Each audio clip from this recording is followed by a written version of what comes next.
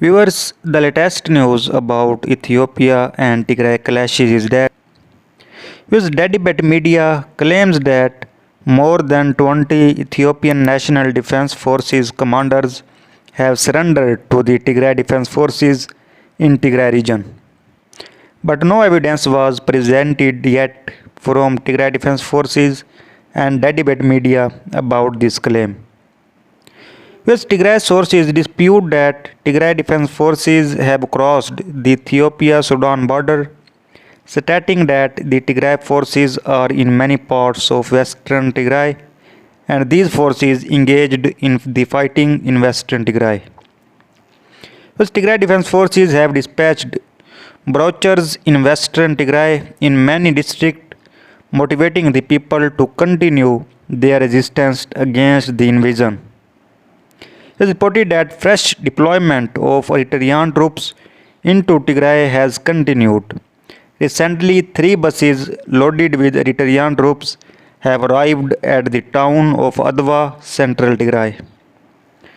According to Tigray Media House, Ethiopian soldiers were seen intimidating and beating civilian patients who were being treated at Axum Referral Hospital, central Tigray.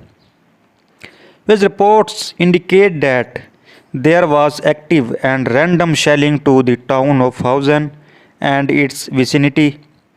More than 20 civilians have been killed and 8 family members are among the victims.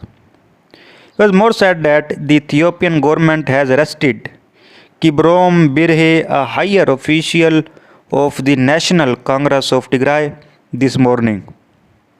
The DW International reported that Ethiopian National Defense Forces has used internationally banned chemical weapons in Tigray. The weapon was used in a village called Azmira in central Tigray last week. In this, innocent civilians, included a baby, were victims.